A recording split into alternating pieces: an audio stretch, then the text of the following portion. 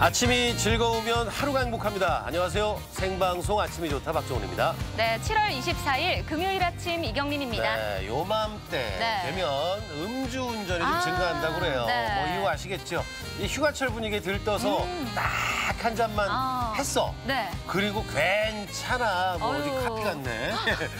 운전대를 잡는다고 그러는데요. 안 되죠. 그래서 전국 방방곡곡에서 대대적인 단속을 한다고 합니다. 그렇습니다. 저녁뿐만 아니라 낮 출근 시간까지 뭐 시간에 상관없이요. 뭐 유흥가 관광지 또 고속도로 입구, 휴게소 골목길 그 수시로 게릴라 음주 단속을 한다고 하니까요. 정말 장소 불문, 시간 불문입니다. 집 빼고 다 하네요. 그러니까요. 자, 코로나19 때문에 음주 단속 음주 단속 절대 안 해. 허술해. 이렇게 하시는 분들 계신데 천만의 말씀, 만만의 콩떡이죠. 예, 그래서 더 열심히, 더 집중 단속을 한다고 그래요. 네, 이 코로나19 시대에 맞게 달맞은 단속 방법이 있다고 하니까요. 절대 허술하지 않습니다. 뭐 워낙 뻔한 말이긴 하지만 술을 좀 드셨다면 뭐 대리운전 하시거나 대중교통 꼭 이용해 주시길 바랍니다. 그리고 전날 뭐 아시잖아요. 예, 과음을 하신 분들은 다음날 숙취가 있어요. 다음날 아침에 전날 과음했다 하시면 핸들 운전대를 잡으시면 안 될 것 같습니다. 네, 그리고 음주운전한 차량에 같이 타도 음주운전 방조로 또 처벌받을 수 있다고 하니까요. 음주운전은 잘 말리셔야겠습니다. 그러니까 햇빛에 우리 빨래 말리듯이 음주운전도 확 말려야 됩니다. 네. 자, 우리 저기 날씨부터 알아보겠습니다. 강일아 기상캐스터. 네, 강일아입니다. 자, 계속해서 비가 내리고 있는데 오늘은 또 얼마나 내릴지 궁금합니다. 네, 오늘도 세찬 장맛비가 내릴 걸로 예상돼 조심하셔야겠습니다. 비구름이 느리게 이동하면서 우리 지역에는 시간당 20mm의 세찬 비가 집중되겠는데요. 모레까지 30에서 80mm의 비가 예상됩니다. 그동안 내린 비로 인해 지반이 약해진 만큼 비로 인한 피해 없도록 주의하셔야겠습니다. 바람도 만만치 않겠습니다. 특히 충남 서해안에는 강풍주의보가 내려진 가운데 내일까지 바람이 매우 강하게 불겠습니다. 시설물 점검 잘해주시기 바랍니다. 비는 내일 낮에 대부분 지역에서 소강 상태에 들겠고요. 모레 오전부터 밤까지 충남 내륙 지역을 중심으로 또다시 비가 내리겠습니다. 위성 영상입니다. 오늘은 정체전선상에서 발달한 저기압의 영향을 받아 흐리고 장맛비가 내리겠습니다. 지역별 날씨입니다.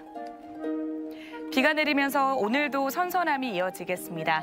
낮 기온은 천안 24도, 아산 26도, 세종 25도, 공주와 대전 24도로 어제와 비슷하겠습니다.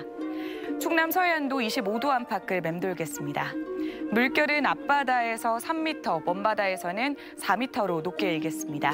주간 날씨입니다. 다음 주에도 장맛비가 계속되겠습니다. 날씨였습니다.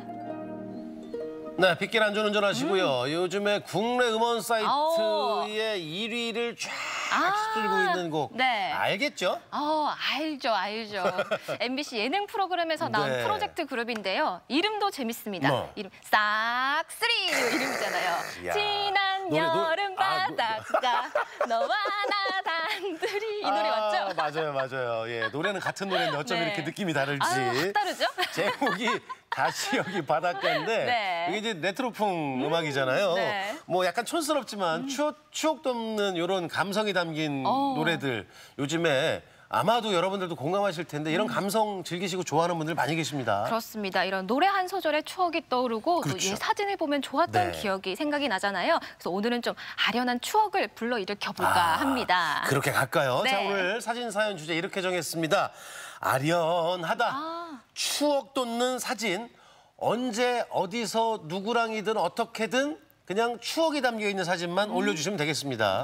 뭐 흑백사진 올라와도 참 좋을 것 같고. 네, 사진 사연 보내는 방법 알려드릴게요. 생방송 아침이 좋다 앱을 내려 받으셔도 되고요. 인터넷 주소창에 아침이좋다.kr 입력하시고 닉네임과 전화번호 쓰면 오늘도 사진과 사연 보내주실 수 있습니다. 사연 보내주시면 저희가 선정해서 선물도 드리니까요. 오늘도 많이 보내주세요. 보내주세요.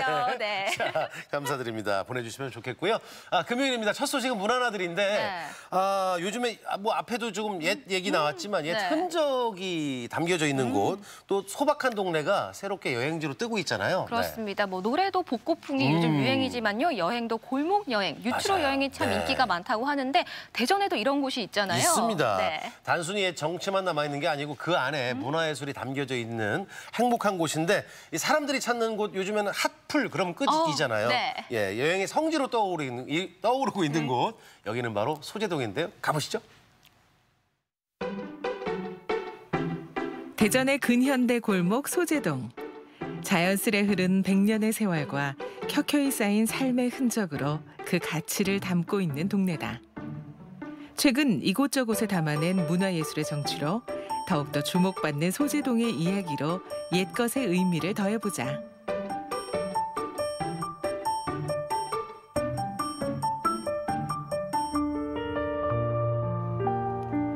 대전역 뒤편에 자리한 소재동은 옛 철도 관사촌이 있던 곳. 눈길 닿는 곳에 대동천이 잔잔히 흐르고 아기자기하게 굽어진 길에선 오랜 집들을 만날 수 있는 마을이기도 하다. 소재동은 소재동의 이름 자체가 이쪽에 있었던 조선시대 소재호라는 곳에서부터 기원이 되고 있고요. 1920년부터 일본인 철도 승무 기사로 활용되던 곳으로서 그 당시의 생활 공간을 그대로 현재까지도 유지되고 있는 그런 공간으로서 가치가 있습니다. 이곳 소재동에 있는 관사촌은 아직까지도 그 전란을 피해서 잘 남아있는 곳으로서 더욱더 그 가치가 중요하다고 볼 수가 있는데 70년대부터는 철도청의 승무원들이 활용하던 곳에서 일반인에게 불화되어서 지금 현재 모습까지 일반인들이 살고 있는 모습으로 지금 활용되고 있습니다. 지금의 소재동은 많은 사람들이 찾는 감성 여행지로 떠오르며 수많은 발길을 불러 모으는 곳이다.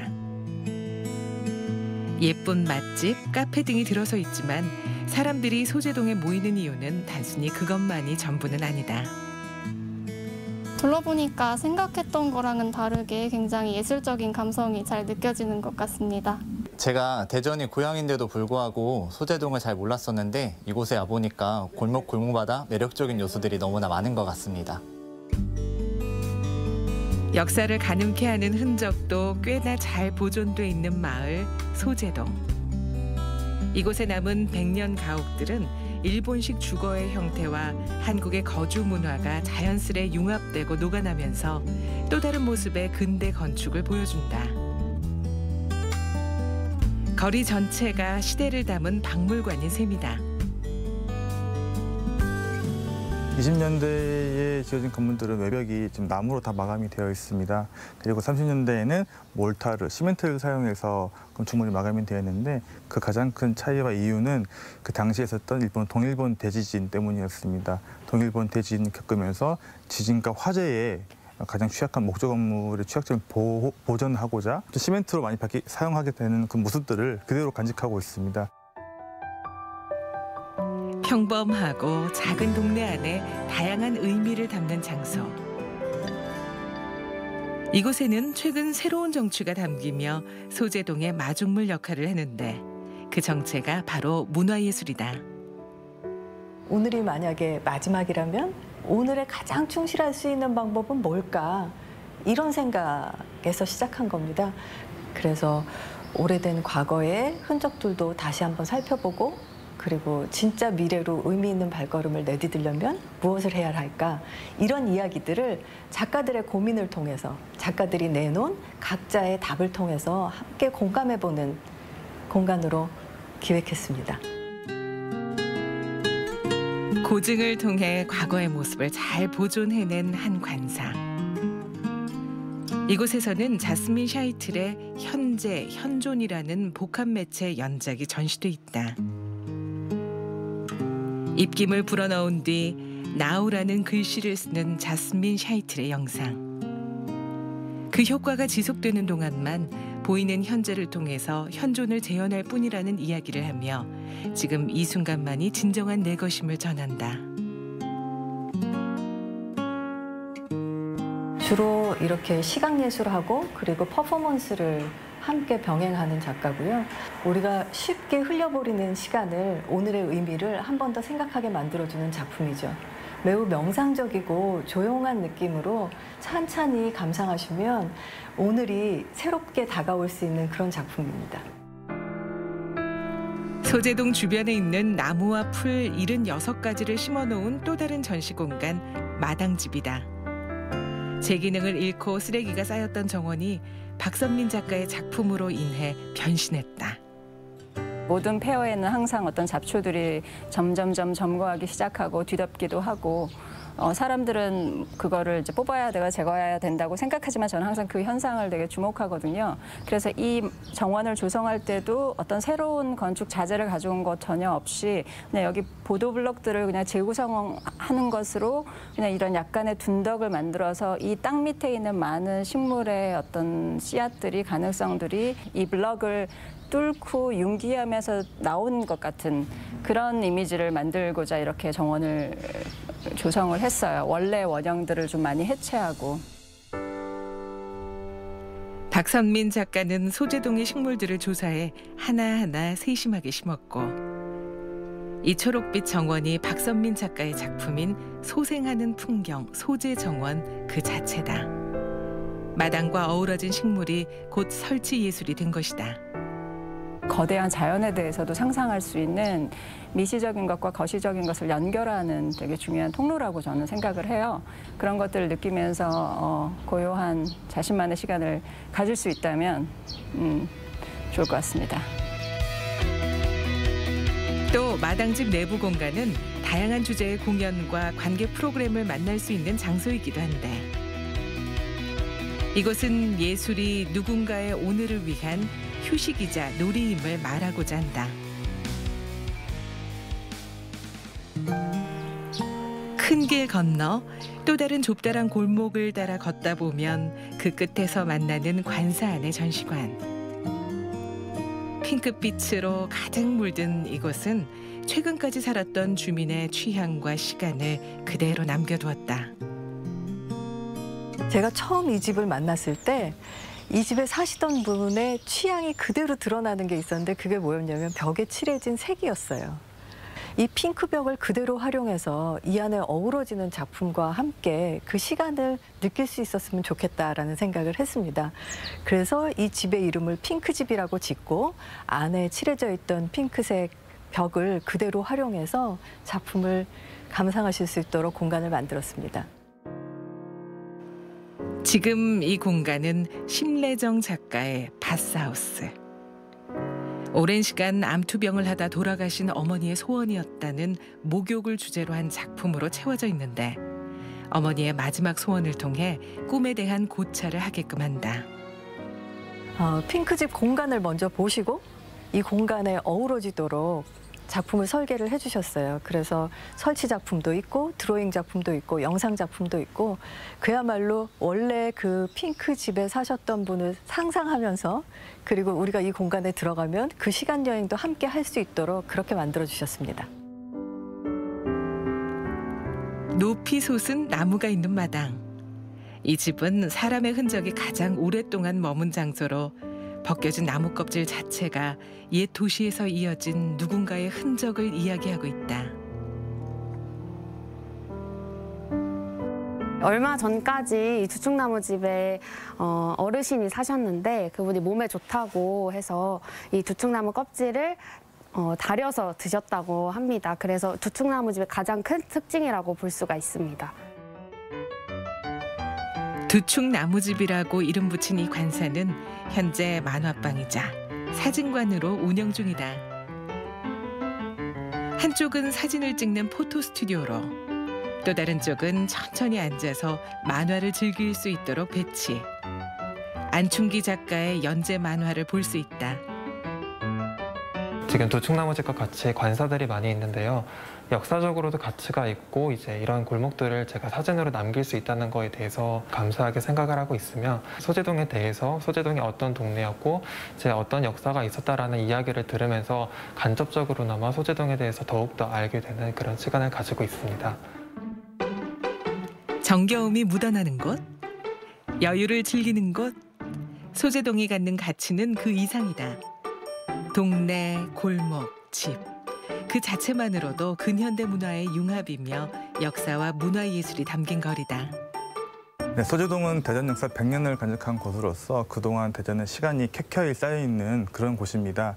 이 곳은 그래서 오시는 분들이 대전의 과거 역사를 그대로 느낄 수 있는 곳이에요. 이런 공간들을 대전의 많은 시민분들 그리고 더 나아가서는 우리나라의 많은 분들이 와주셔서 같이 즐길 수 있는 공간으로 발전해 갔으면 하는 바람입니다. 100년의 역사를 담은 동네. 그리고 문화예술을 통해 우리의 꿈을 담는 곳 소재동. 또 앞으로의 소재동은 우리가 쭉 기억하고 보존해야 할 소중한 문화다. 소재동 골목에서 과거, 현재, 미래의 꿈을 함께 그려보면 어떨까? 한적한 농촌이었던 네. 곳이 100년 전쯤에 이제 경부선 개통으로 인해서 발달하기 시작을 했는데요. 대전의 역사를 담은 곳이 바로 이 소재동입니다. 그렇습니다. 정동 일대의 북관사촌, 또 역전시장 부근의 남관사촌, 네. 또 소재동에 있는 동관사촌까지 네. 세 곳의 관사촌이 있는데요. 6.25 전쟁 이후 다 사라졌지만 네. 소재동은 그 흔적이 남아있다고 맞습니다. 합니다. 네. 세월이 흐르면 나무에 이제 나이테가 생기잖아요. 네. 그런데 이 소재동 이렇게 살펴보니까 100년의 세월이 나이테처럼 흔적으로 남아있는 것 같아서 참 값지다는 생각이 드네요. 네. 그러니까요. 골목 곳곳이 정치가 가득하니까요. 한번 천천히 거닐어 보셔도 좋을 것 같고 네. 전시관도 좀 여유롭게 둘러보시면 좋을 것 같습니다. 맞습니다. 충청도 정서로 여유 있게 둘러보시면 참 좋은 곳입니다. 네. 자, 계속해서 자연의 신비, 좀 특별한 친구를 만나볼 텐데 친구라고 그러니까 저하고 친하냐고요? 좀 만나봐야 되겠죠? 자, 만나러 가시죠. 화려한 조명이 도시를 감싸는 밤. 인공적인 야경만큼 화려하진 않지만 작고 소중한 빛이 있습니다. 신기해요. 귀여웠어요. 미미하지만 놀라운 자연의 신비. 모두 불을 꺼주세요. 지금부터 아주 특별한 친구를 만나러 갈 거니까요. 구절산 자락에 위치한 강원도 자연환경연구공원. 도심에서 멀리 떨어진 이곳에 오면 다채로운 자연생태 체험을 할 수 있습니다. 우리나라 하천에 서식하는 예쁜 토종 물고기들. 잉어와 가물치, 쏘가리. 족대질 좀 해본 아빠들에겐 익숙하지만 아이들에겐 신기한 풍경이겠죠? 이처럼 강원도 자연환경연구공원의 역할은 우리와 함께 살아가는 토종 생물들을 널리 알리고 지켜나가는 것입니다. 이렇게 멸종위기 생물의 전시와 함께 종자를 보존하기 위한 노력도 볼 수 있습니다. 우리 연구공원에서는 48종류의 멸종위기 식물이 있습니다. 그리고 잠자리, 반딧불이, 그런 나비 종류를 연구 관찰하고 있고 주로 이제 초등학생이나 중고등학생 들의 체험 활동 아니면 도시민들의 어떤 자연 체험 활동을 할 수 있는 그런 곳입니다. 자연관찰 연구구역으로 올라가면 등장하는 특별한 도면 건물. 이곳은 멸종위기 동식물을 안전하게 보호하며 증식을 돕는 관찰 생태원입니다. 알 낳기 좋은 이파리부터 꿀 가득한 꽃까지. 그야말로 나비들의 낙원. 이 호랑나비가 자기 자신을 보호하기 위해서 그 머리에 뿔을 이렇게 쭉 내보내요. 그걸 취각이라 그러는데 그 자기가 먹은 식물들의 성분들을 모아놨다가 천적이 왔을 때 자기 자신을 보호하기 위해서 그 방향제를 쏘면서 취각이라는 뿔을 앞으로 쭉 내밀게 됩니다. 신비한 자연의 세계, 곤충들을 보존하려면 먹이사슬로 이어지는 식물들의 보존도 함께 이루어져야 합니다. 이곳에 있는 식물들은 하나같이 세계자연보전연맹에서 지정한 멸종위기 식물들. 강원도 자연환경연구공원은 환경부가 지정한 서식지외 보전기관으로서 이런 멸종위기종의 서식 환경을 갖추고 지켜나가고 있는데요. 그중 VIP는 바로 이 식물. 가파른 바위 절벽에만 살기 때문에 이곳에서도 어렵게 적합한 장소를 찾아 식재했다고 합니다. 네, 아주 귀한 손님을 저희가 모시고 있습니다. 부동장구채라고 멸종위기 2급 식물인데 이게 서식지가 서식 환경이 암벽이라든가 그런 쪽에만 서식하는 식물입니다. 그래서 저희 연구공원에서 이거를 종자를 채취하고 종묘를 키워서 이렇게 현지에 가장 생육이 적합한 지역에 저희가 복원을 한 지역입니다. 오늘은 한 달에 한 번 보건환경연구원에서 찾아오는 날. 자연환경연구공원 안에는 환경지표종인 반딧불이도 살고 있는데요. 그 서식 환경을 항상 청정하게 유지하기 위해 이렇게 정기적으로 환경 수계 검사를 실시하는 겁니다. 수온부터 유속, 물의 성분까지. 근데 왜 굳이 물을 검사하나요? 반딧불이는 날아다니는데. 애반딧불이 같은 경우는 물속 생활을 굉장히 오랫동안 합니다. 거의 일생 중에 한 80~90%는 물속에 생활하고 있는데 그만큼 물속 환경이 가장 중요한 애반딧불이의 그 환경이 되어 있거든요. 그래서 지금 이 환경들이 어떻게 변화되고 있는지에 대해서 지속적으로 모니터를 함으로써 이 지역에 과연 그 애반딧불이로서 환경이 가장 적합한 곳인가 아닌가에 대한 그런 판가름이 날 수 있는 중요한 조사가 되겠습니다. 반딧불이의 자연 생존율은 굉장히 낮기 때문에 안정적인 개체수 증식을 위한 육추장도 갖춰놓았습니다. 유충의 먹이인 다슬기는 풍부하고 천적은 막아주고 이런 노력으로 올 여름엔 반딧불이를 많이 볼 수 있을 거라고 하네요. 얼마네? 해가 뉘엿뉘엿 넘어갈 무렵 학생들이 찾아왔습니다. 다들 어쩐 일이니? 8열 중학교 환경 동아리 학생인데 너무나도 환경을 사랑하고 좋아하고 관심이 많고 이 환경 공부를 통해서 리더로 성장하기 위해서 애반딧불이를 관찰하러 아이들하고 같이 오게 됐습니다. 네. 제가 지금 생각하는 건 되게 반짝반짝거리면서 막 반딧불이가 올라오는 걸 상상하고 있고요. 그 상상대로 오늘 이루어졌으면 좋겠습니다. 반딧불이야, 어두워지면 보자. 열심히 불빛 내죠. 매연 없는 전기버스를 타고 반딧불이 서식지로 출발. 반딧불이의 생태를 알아보고 올바르게 채집과 관찰하는 방법을 배웁니다. 호충망, 루페. 예전엔 노래 가사에 나올 정도로 흔했지만 학생들에겐 난생 처음 만나는 귀한 친구. 그 불빛이 너무 희미해서 잘 보일지 모르겠는데 그래도 처음 보는 거니까 기대가 돼요. 불빛 하나 없는 산속이지만 손전등은 금물. 저기. 어둠 속에서 무언가 발견한 학생들. 자세히 보니, 엥? 이게 반딧불이라고요? 한 달 안에 얘는 성충이 돼요. 스마트폰을 끄니 비로소 보이는 불빛. 이제 겨우 늦반딧불이 애벌레를 만났을 뿐인데 아이들은 눈을 떼지 못합니다. 습지 근처로 가면 좀 더 본격적으로 불빛이 보인다는 사실. 많이 날아다녀요. 눈으로 가만히 움직임을 따라가다가 호충망을 이렇게 쓱 휘두르면 반딧불이 어디 갔냐고요? 짜잔, 여기 있지. 이슬만 먹고도 이렇게 밝은 빛을 내다니. 반딧불이 너 정말 대단하다. 잡았어. 날아간다. 잡아. 그렇지. 여기 있어. 오케이. 반딧불이야, 관찰하고 놔줄게. 조금만 참아. 확대경으로 자세히 보니 더 예쁩니다. 검은 색깔 날개에 머리 아랫부분이 빨개요. 맞아요. 그리고 약간 엉덩이 같은 부분에서 진짜 불빛 있죠. 불빛 같은 게 막 반짝반짝거리고 그 부분이 하얀 색깔로 돼 있어요. 이렇게 생겼는데 언제 다시 볼지 모르니 인증샷 필수. 자라면서 자기 주변에 일어나는 환경들이 우리 생태계에 어떻게 영향을 미치는지 사소한 거지만 그런 것들이 생태계에 얼마나 중요한 영향을 미치는지에 대해 인식할 수 있는 그런 기회가 됐으면 아마 이 교육이 성공적이지 않았나 이런 생각을 하고 있습니다. 앞으로 뭐 일회용은 최대한 안 쓰고 다시 사용할 수 있는 걸로 쓰고 분리배출도 잘하고 환경을 위해 더 생각하고 고민해 보도록 해보겠습니다. 반딧불아 사랑해!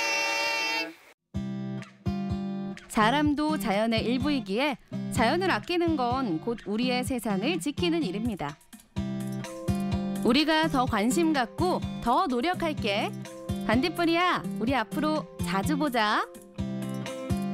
작지만 소중한 생명과 소통하며 세상이 온통 반딧불로 반짝이는 날을 꿈꿔봅니다. 네, 만났던 주인공은 바로 반딧불이었습니다. 네, 그리고 반딧불이뿐만 아니라 멸종위기의 생물들도 살짝 만나볼 수 있었고요. 그래요. 뭐 오늘 추억 얘기를 좀 자꾸 되새기는데 네. 예전 제 기억으로 돌려보면 정말 반딧불이를 많이 만날 수 있었고 그 여름에 특히 많이 만날 수 있어서 행복했는데 지금은 볼 수 없다는 게 좀 아쉽습니다. 네, 그리고 이 멸종위기란 단어가 참 씁쓸하게 다가오는데요. 네. 이 환경을 잘 지키고 아껴야 이 추억이 계속 이어지지 않을까 하는 생각이 듭니다. 이 반딧불이를 지천에서 많이 볼 수 있기를 바라봅니다.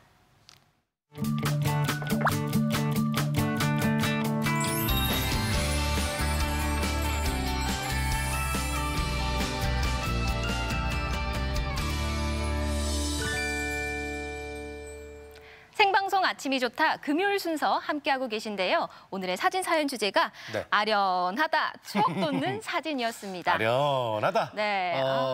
뭐 불과 1년 전도 추억이 될 수 있고요. 네. 예, 아주 어렸을 때 예전 추억도 추억이 될 수 있으니까 추억의 사진들 있으시면 예, 올려주시면 행복하게 저희들과 같이 할 수가 있겠습니다. 네. 자, 이어서 이제 건강 톡톡 시간인데요. 아마 많은 분들이 코로나19 때문에 힘들고 어려운 시간 보내고 계실 텐데 스트레스가 많은 현대인들 이 정신 건강으로 여러모로 예, 위협을 받고 있다라는 거잖아요. 네, 그렇습니다. 마음을 잘 다스리지 못하는 상황이 오면 뭐 우울증 그리고 자존감도 네, 낮아지고요. 네네. 또 심한 경우는 공황 장애를 앓는 분들도 많이 계시다고 합니다. 네, 이 현대인들이 건강을 지키기 위해서는 행복해지는 연습이 필요하다고 하는데 네. 오늘 건강 톡톡 시간에는 행복 연습법 이완과 마음 챙김에 대해서 알아보도록 하겠습니다. 네, 도움 말씀 주실 분 소개해드리도록 하겠습니다. 김영란 정신건강의학과 전문의 나와주셨습니다. 어서 오세요. 어서 오세요. 네. 지난번에 나오셔서 이제 분노 조절하는 방법을 좀 말씀을 해주셨었는데 네. 지금 오늘 주제도 연관이 좀 있겠죠? 아, 그렇죠. 예. 당연하죠. 우리가 화가 나지 않는 인생은 없지만 네. 어떻게 하면은 예쁘고 세련되게 화를 낼 수 있느냐. 이 분노를 조절하자라고 네. 하는 것이 우리가 굉장히 중요하다고 말씀드렸고요. 그렇지만은 화는 가라앉혔는데 그 상황이 내가 행복한 것이냐라고 하는 것을 생각을 해볼 때 네. 계속 여운이 남고 그 다음에도 주체할 수 없는 분노가 다시 올라올 수 있기 때문에 네. 오늘은 우리가 분노를 조절한 다음에 어떻게 하면 내 마음을 평안하고 행복하게 만들 수 있느냐 하는 것에 대해서 같이 이야기를 해볼까 합니다. 네. 코로나19 때문에 집에 계시는 시간들이 많다 보니까 텔레비전을 많이 가까이 하게 되고 특히 뉴스 시간을 통해서 바깥 세상을 이렇게 접하게 되는 경우가 많은데 네. 좋은 뉴스가 나올 때는 참 기쁘죠. 그런데 어이없는 뉴스들이 계속 이어질 때 특히 뭐 여러 가지 정책에도 불구하고 집값이 잡히지 않는다든가 네네. 그리고 또 존경하던 인사의 자살이라든가 또 부모의 학대 이런 뉴스를 볼 때 어떻게 사람이 저럴 수 있을까 화가 나고 그 가운데 나는 왜 이런 세상에 살고 있지? 아 나도 굉장히 불행한 것 같은 느낌이 네. 들면서 마음이 불편해지는 것을 경험하게 됩니다. 그래서 우리가 행복이라고 하는 것이 모든 뉴스에서 좋은 뉴스만으로 바뀌고 평정이 되는 것이 목표가 아니라 그럼에도 불구하고 이런 안타깝고 화가 나는 여러 가지 상황에서도 불구하고 어떻게 하면 행복해질 것이냐에 대해서 방법이 있다는 것입니다. 우리가 그렇다면 당연히 배우고 그렇죠. 연습을 해야겠죠. 네. 우리 아나운서 분들에게 질문을 드리고 싶어요. 아, 갑자기 질문. 예. 지금 얼마나 행복하신지 한 분씩 얘기해 주시겠어요? 아, 행복. 깊게 생각을 안 해본 것 같은데요. 네네네. 뭐 한 그래도 반 정도 이상은 행복하게 살고 있지 않을까. 퍼센테이지로 이제 100을 따졌을 때 50% 이상, 5, 60% 이상은 행복하지 않을까. 그러게 이제 네. 연세 드신 분들이 이제 유머로 아침에 눈 뜨기만 해도 행복하다고 하는 것도 있지만 네. 눈 떠서 어딘가에 일을 하러 갈 수 있다는 거 행복으로 따지면 저는 뭐 80%까지. 80%. 아우 좋아요. 네. 예. 그렇다면은 더 행복해지기 위해서 필요한 것이 무엇이라고 생각하세요? 이거 뭐 시험 봅니다. 네. 야, 좀 더 행복해지기 위해서. 제가 먼저 그럼요.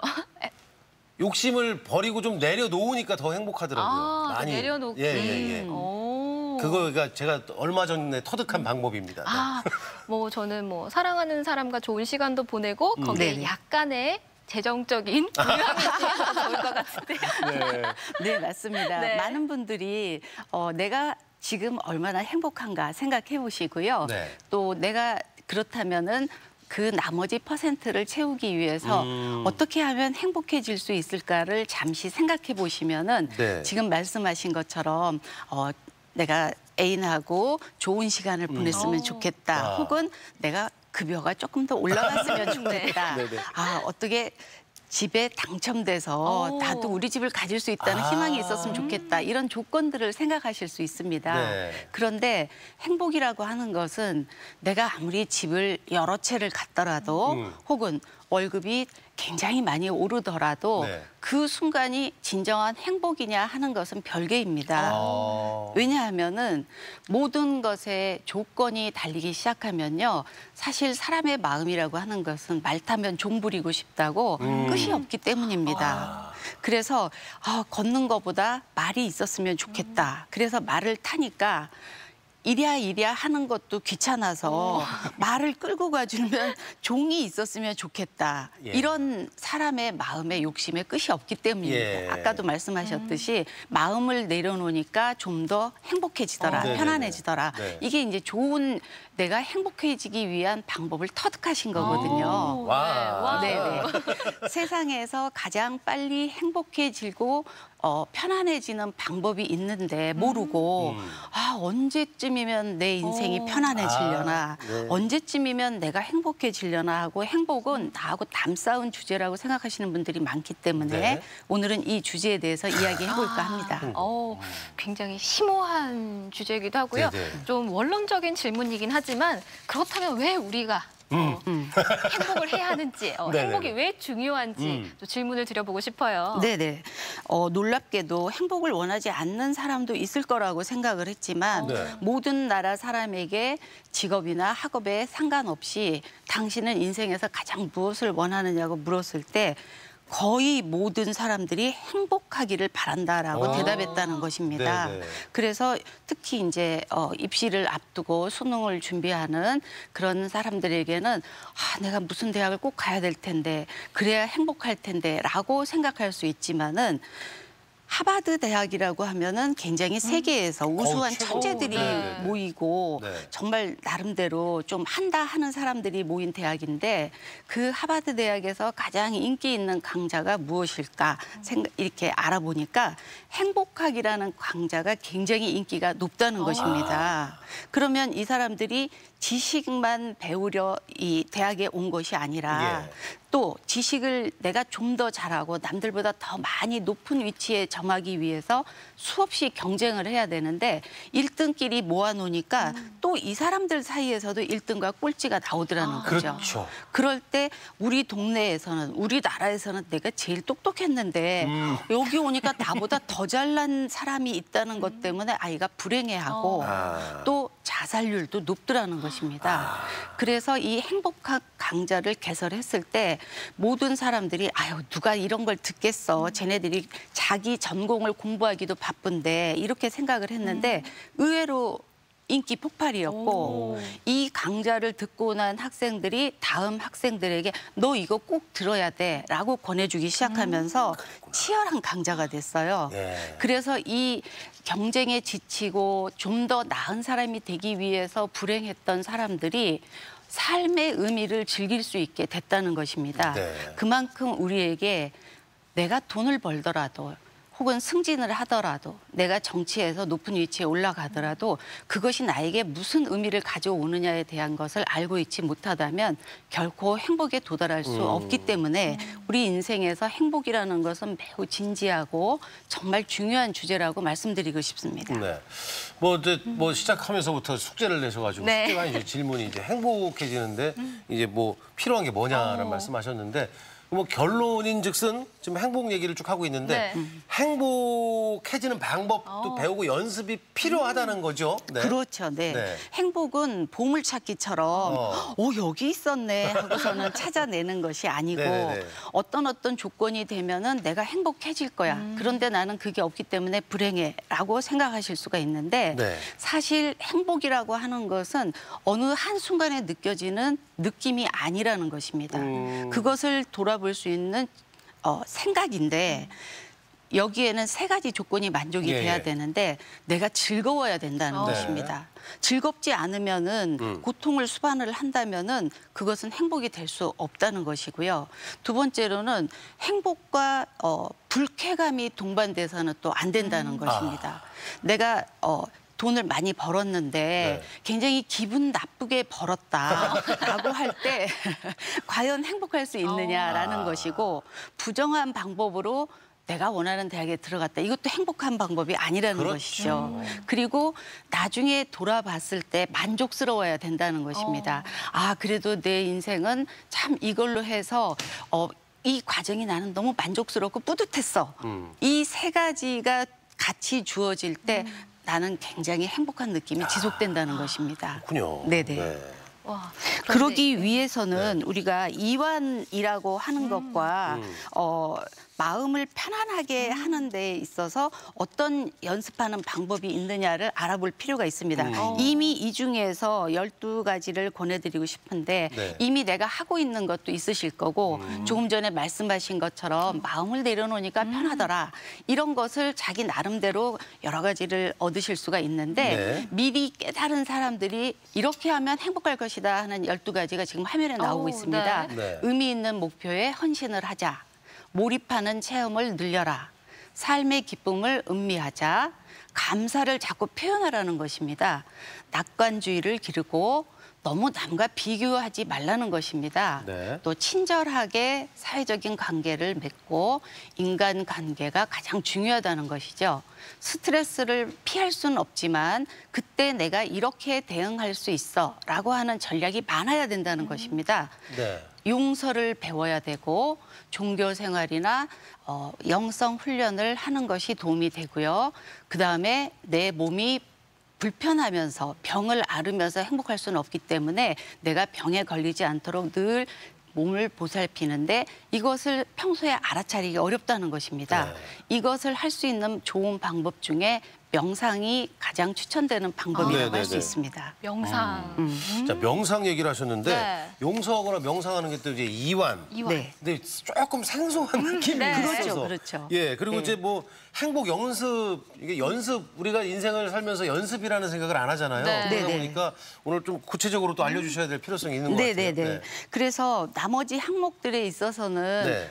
저도 조금 이건 당연하지라고 받아들일 수 있었는데 용서한다는 거 그리고 이완을 한다는 것이 우리 건강을 지키는데 행복을 지키는데 이렇게 중요한 것일까라고 저도 처음에는 생각을 했었죠. 네네. 그런데 쭉 오랜 시간 동안에 제가 이제 진료실에서 환자분들을 보니까 네. 우리가 어떤 사건, 스트레스를 만났을 때 당연히 우리 몸에서는 살아남기 위해서 자연적으로 자율신경이 반응을 하게 됩니다.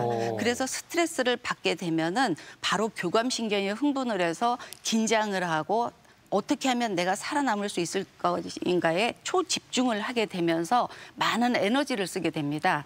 그런데 그 위기가 지나고 나면 우리는 다시 편안한 상태로 내려오게 돼 있죠. 그런데 어떤 경우에 연달아서 스트레스를 받게 될 때 그 스트레스로 인해서 계속 긴장하고 피곤하고 전투적인 삶을 살게 되다 보면은 다음번에 또 무슨 일이 생기면 내가 지금 편안하게 쉴 게 아니라 바로 대응할 수 있도록 조금 깨 있어야겠다. 긴장하고 대비하고 있어야겠다 네. 하고 내 몸이 불편한 관계에 계속 유지가 되게 됩니다. 네네네. 아무 일이 없고 편히 쉬어도 되는데 무슨 일이 생기기만 해봐라. 어디 생겼나 막아보자. 인간만이 유일하게 미래를 지배하고 싶어하고 네. 앞날을 편안하게 하고 싶어 한다는 거죠. 이 상태를 우리가 대기 불안이라고 하는데 아무 염려 없지만은 이게 잘못될지도 몰라. 저게 사건이 될지도 몰라. 네. 하고서는 불안하다 보면은 긴장된 상태가 지속되고 이 상태에서 온갖 병이 오게 된다는 거죠. 그러다가 진짜 어떤 사건이 딱 터졌을 때 내 이럴 줄 알았어. 난 이제 죽었어. 아이고. 하면서 숨이 안 쉬어지거나 가슴이 답답하거나 네. 사지가 마비가 되는 것 같다든가 해서 응급실에 실려오시는 분들이 굉장히 많거든요. 그렇군요.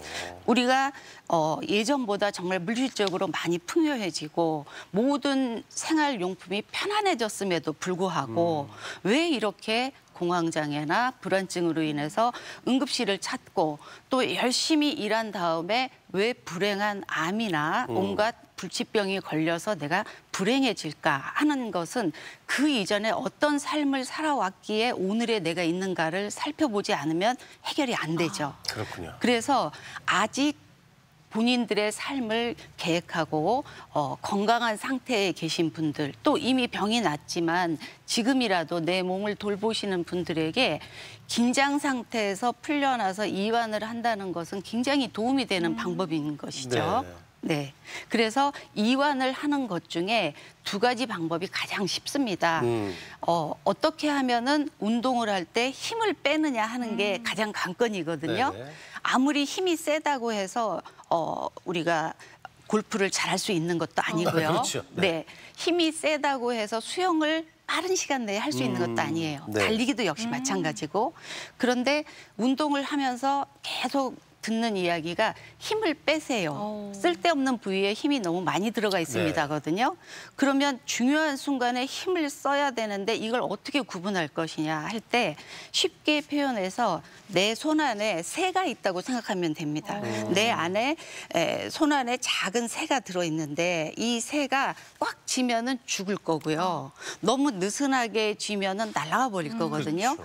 새도 살고 그리고 도망가지도 않게 힘을 주는 것이 적정한 힘이라고 표현을 합니다. 그러면은 힘을 아예 빼는 게 뭔지 모를 때는 여러분들이 힘을 줘보시면 됩니다. 네. 내 앞에 있는 것을 꽉 쥐었다가 최대한 딱 힘을 빼고 축 늘어지는 상태가 이완이라고 보시면 됩니다. 그러면 우리 몸에서 긴장할 때 대표적으로 근육이 긴장을 하고 숨이 가빠지게 되거든요.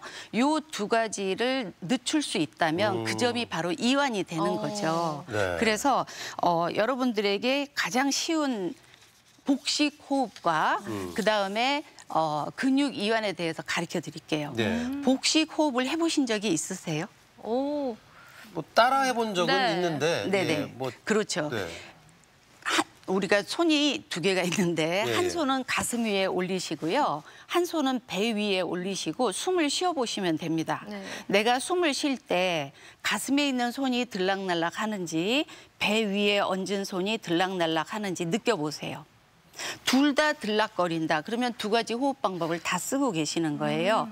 그런데 우리가 긴장을 하게 되면은 가슴이 들락날락하는 호흡을 하게 돼서 무서운 공포 영화를 볼 때 숨을 하면서 쉬게 되거든요. 그리고 편안할 때는 가슴이 움직이지 않고 배 위에 얹은 손이 들락날락하면서 숨을 쉬게 됩니다.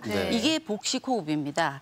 황소개구리가 배가 불룩해지도록 숨을 천천히 들이마셔서 배가 나오고 천천히 내뱉어서 숨을 내쉴 때 이게 복식 호흡에 해당됩니다. 이 연습을 많이 해보시면 불안할 때 복식 호흡을 함으로써 편안해지게 되고 근육 이완이라고 하는 것은 조용한 장소에서 편안한 복장으로 우리의 몸의 근육을 16개로 나누어서 10초 동안 긴장하는 힘을 주고 20초 동안 이완을 한 힘을 풀어내는 단계를 천천히 실행하면 되는 것입니다. 그래서 가장 먼저 우리가 싸우려고 할 때 주먹을 쥐지 않습니까? 네. 그래서 팔부터 시작해서 팔에 힘을 꽉 줬다가 힘을 탁 뺀다고 생각을 하시면 밑으로 툭 떨어지게 되죠. 이 편안한 상태로 돼서 못 움직이는 상태. 힘이 들어가야 우리는 움직일 수가 있거든요. 그래서 이 상태에서 하나씩 온몸을 이완시켜 갈 때 머리끝부터 발끝까지 온몸에 힘을 빼고 복식호흡을 하시면 굉장히 편안해지는 상태로 들어가야 됩니다. 대개 아침에 일어났을 때나 주무시기 전에 이 연습을 하시면 많이 도움이 될 것입니다. 네. 뭐 이제 복식호흡까지 배워봤는데 명상에 대해서 좀 알아볼 텐데 명상은 우리가 학교 다닐 때도 그렇고 뭐 어디 수련회 같은 데 가면 명상의 시간 뭐 저는 물론 좀 졸았습니다만 이 명상은 어떤 효과가 있을까요? 네네. 명상은 자는 거라고 생각하시면 큰 오산입니다. 깨어 있는데 편안한 상태거든요. 명상을 하다 보면은 졸려서 주무시는 분들도 많이 있어요. 그런데 깨 있으려고 하지만 내 몸은 최고로 이완이 된 상태로 있는 것이죠. MIT 대학을 갔을 때 굉장히 훌륭한 기도실이 있는 것을 보고 굉장히 놀랐어요. 그래서 이 기도실 예배당이 왜 있느냐. 그 마룻바닥인데 불빛이 창이 몇 개밖에 없고 자연 채광이 들어올 때 굉장히 아름다운 유리가 끼워져 있었는데 학생들이 지쳤을 때 공부하다가 지쳤을 때 와서 편히 쉬고 가라고 이 방이 있는 건데 와서 명상을 하다 보면 마음이 지치고 힘들고 머리가 복잡한 것이 맑아져서 다시 가서 또 할 수 있는 힘이 생긴다는 것입니다. 그래서 우리 학교들에도 이런 공간이 있었으면 좋겠다라고 생각을 했었는데 우리가 이 명상을 하게 될 때에 뭔가에 집중하기 위해서 하는 게 아닙니다. 벽을 쳐다본다고 해서 벽을 자세히 보기 위해서 하는 것이 아니고 촛불 명상을 한다고 할 때 촛불을 뚫어져라 쳐다보기 위해서 하는 게 아닙니다. 네. 단지 한 가지에 집중을 하면서 나머지 머릿속에 온갖 잡생각을 내보내는 것이 목적이고 이 백지로 만든 마음의 상태에서 편안하게 있는 것이 목적인 것입니다. 그래서 중간에 자꾸 이따가 무슨 공과금 내야 되는데 얘 성적이 얼마나 올까 이런 잡생각이 들어오는 순간을 알아차리는 것이 목적입니다. 그래서 내가 내 마음을 백지로 만들기 위해서 연습을 하고 있는데 이 생각이 나에게 너무 근심이 돼서 자꾸 들어오는구나를 알아차리는 순간 우리가 그것을 내보낼 수 있다는 것입니다. 네. 그럼으로써 머릿속에서 100가지 잡생각을 가지고 어떻게 해야 될지 결정을 못하고 우왕좌왕하는 것에서 벗어나서 편안하게 있는 그대로 나를 바라볼 수 있게 되는 것이죠. 네. 자, 오늘 행복해지는 이제 연습법에 네. 대해서 쭉 함께하고 있는데 이완과 마음 챙김에 대해서 알려주신다고 했는데 이완 쪽은 이제 조금 이제 이해가 된 것 네. 같고 네, 네. 마음 챙김은 뭐예요? 소소해요. 네. 마음 챙김이라고 하는 것은 참 좋은 우리말인데 예. 알아차린다라고 하는 뜻입니다. 네. 이걸 어렵게 이야기하면 통찰한다라고 보겠는데 네네네. 아마 아나운서님들도 이 시간에 많이 긴장되고 실수하지 않으려고 네. 초보 때는 좀 떨리기도 하셨을 거예요. 근데 지금쯤에는 시계도 보시고 전체적인 모든 분위기도 아우르시고 네네. 내가 해야 될 것도 알아차리고 떨리는 것도 알아차림으로써 편안해지는데 네. 지금 이 순간에 비판단적으로 의식적으로 마음을 온전히 알아차린다라는 뜻에서 마음 챙김이라고 하는데 네. 이성적인 마음과 현명한 마음과 감정적인 마음을 모두 동시에 알아차리는 것입니다. 내가 화가 나는 것도 알아차리고 이렇게 화를 내면 안 된다는 것도 알아차리고 이렇게 하지 말고 어떻게 해야겠다는 것까지 알아차릴 때 우리가 행복해질 수 있다는 것입니다. 파괴적이지 않고 네. 긍정적일 수 있는 것이 우리 모든 사람의 마음속에 이미 알고 있지만 예.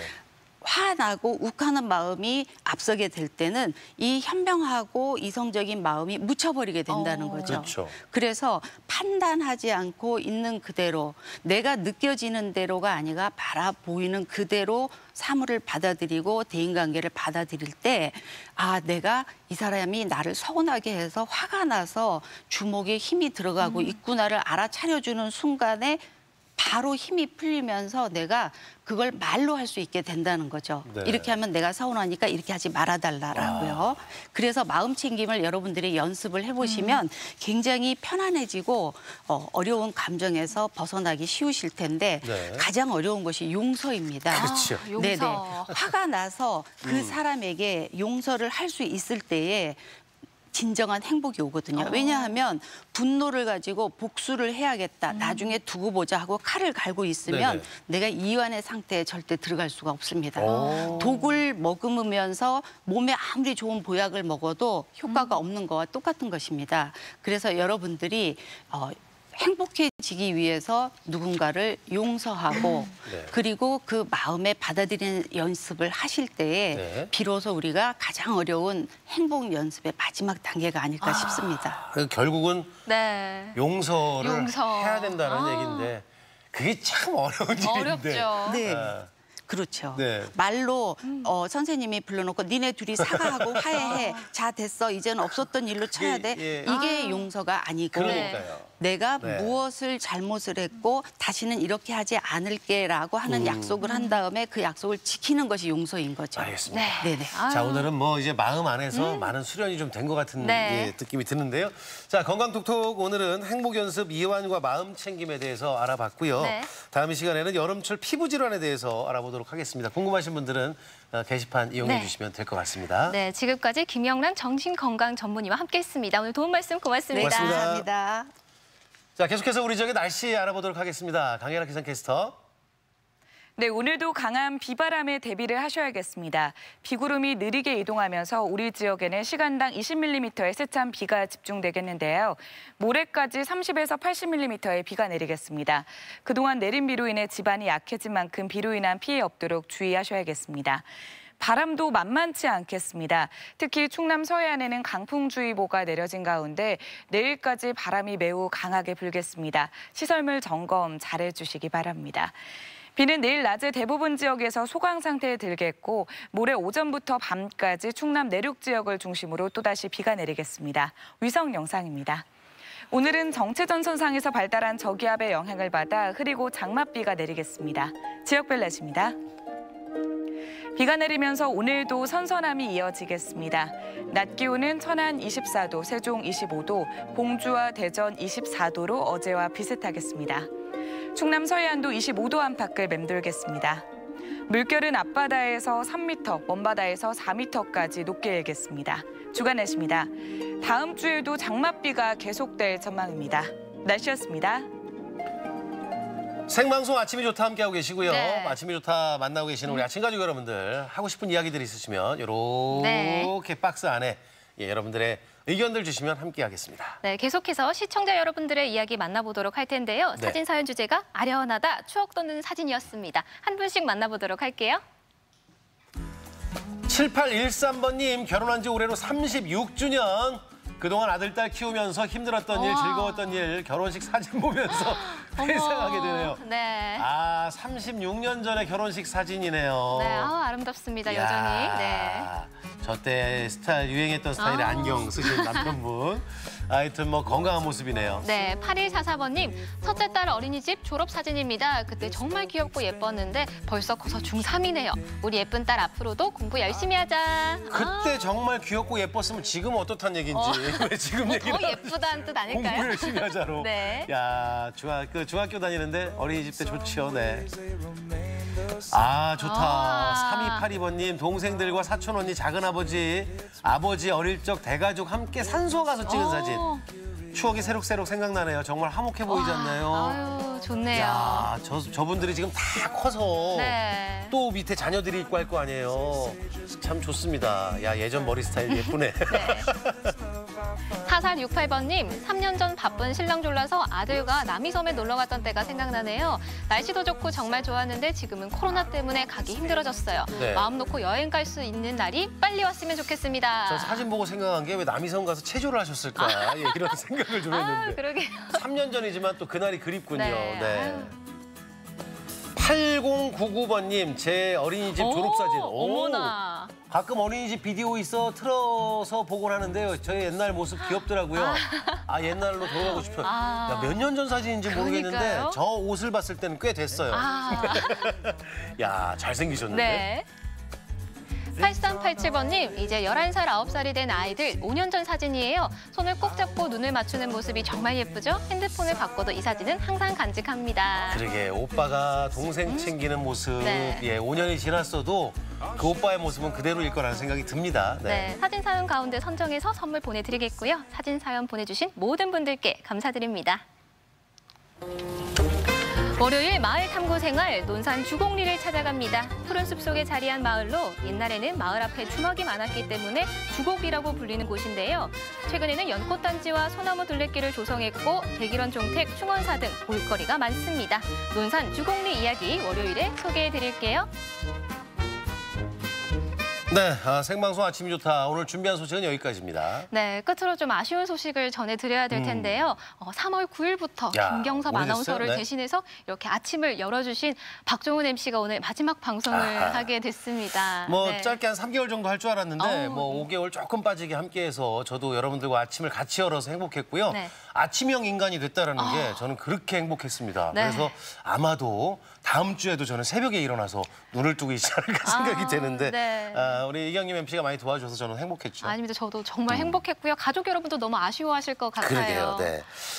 뭐 나름대로 저는 또 다른 자리에서 여러분들과 함께 행복하게 또 네. 마이크를 잡는 직업으로서 같이 해주고 약속을 드리고요. 똑같이 아침이 좋다. 예, 저도 시청자의 마음으로 여러분들과 함께 하도록 할 테니까 앞으로도 많은 사랑을 해주시기 바랍니다.